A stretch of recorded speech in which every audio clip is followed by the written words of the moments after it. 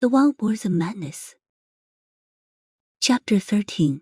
Fallen Valley. In the waning years of the Western Han Dynasty, Sun Wukong wreaked havoc in the heavenly palace, stealing peaches, wine, and the elixir, turning the peach banquet into chaos. The heavenly king led 100,000 heavenly soldiers and generals, deploying a vast array at Mount Wagyol, but they faced repeated defeats. None could contend with the Monkey King. Emperor Jade summoned her land god to capture the Monkey King. The two engaged in 72 transformations in the heavens and on earth. Her land god, with his vast magical powers, outsmarted Sun Wukong in every move. Additionally, the six brothers of Meishan and the growing sky hung lent their support, and Sun Wukong found himself at a disadvantage. The clever monkey, seeing the peril, used invisibility, transformed into a gust of wind, and slipped away to the land god's temple at the mouth of the Ganyang River in western Sichuan. He assumed the appearance of our land god, created a ruckus in the temple, mocked and played tricks on the subordinates. Our land god hurried back to his temple, when the two quarreled loudly, fighting out of the temple, continuing their battle. In the midst of clouds and fog, they headed for a sparsely populated area. In just a few steps, they reached the boundary of a Huahezigu Valley. Seeing the numerous mountains and deep valleys, Sun Wukong found a convenient hiding place. He transformed in the clouds and leaped out of the battle, landing in a gorge. Our land god observed closely and recited the true words to move a mountain, summoning a large mountain to cover Sun Wukong. Every mountain has a mountain god. When a real god recites true words to move a mountain, the mountain god must recite the protective mountain spell to safeguard the mountain, its vegetation, and the creatures on it, ensuring no harm.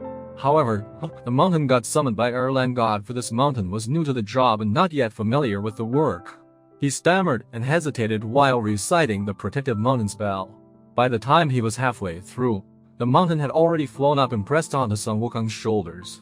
The clever Monkey King exerted his divine power, shook his shoulders, and cast off the mountain. When the mountain flew up, it looked odd, and as it fell back down, without the protection of the spell, it landed abruptly, splitting into two halves, one large and one small. A rift valley dozens of meters wide, dozens for 20 to 30 miles, appeared in the middle. During lunch, Laoran, spitting as he spoke, recounted the story to me. I listened with relish, savoring the tale more than my meal. Glancing at the opposite mountain, Laoran, what you said seems to be true. This mountain really came here like this. I'm afraid the mountain god is probably going to be fired. Laoran said, the mountain god, due to unfamiliarity with the job, failed miserably in safeguarding the mountain. The mountain terrain was shattered. Countless beings were harmed, and as a consequence, the Jade Emperor himself handed down a punishment. The mountain deity is now mandated to operate from within the crevices, simultaneously facing the wall in contemplation. Only when the crevices are filled and the mountain heals, will the deity be allowed to emerge again. Laoran, you really do tell a good story. If not, for my years of education, I might have believed it. Laoran said, it's not a made-up story. It's been passed down through generations. According to the legend, the mountain god, punished and stuck in the crevice, couldn't raise his head. He came up with a solution, asking the land god to guide a warm spring from deep underground. He irrigated the crevice daily, encouraging the growth of plants and vines in the sunlit portions. Steam rose from the crevice, escaping into the air. Over the years, leaves, inch by inch, and inch by inch, accumulated and gradually filled the crevice. Unfortunately, the land god's abilities were limited. The warm spring brought up was small, and the temperature was not high. Filling the crevice would take thousands, if not tens of thousands of years. Indeed, if Lauren hadn't mentioned it, I wouldn't have noticed the faint mist above the crevice and the lush vegetation over 100 meters above the fallen leaves valley compared to the same altitude on the nearby mountain. I said to Lauren, right, mountains often have hot springs. Hot springs are good. If we can find a large hot spring like the one in Montgonga's Heogu, the tourism industry in Huahezigu Valley would thrive. Not just thriving, it would skyrocket.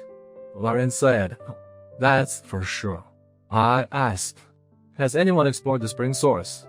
Lauren said, no one has seen the spring source. I said, is it an underground spring? Even better. Without a visible spring source, but with rising heat through the ground, it indicates that the geothermal resources in that area are rich. Drill a few exploration wells, and you'll surely find a hot spring. Lauren said, no, You haven't understood what I meant.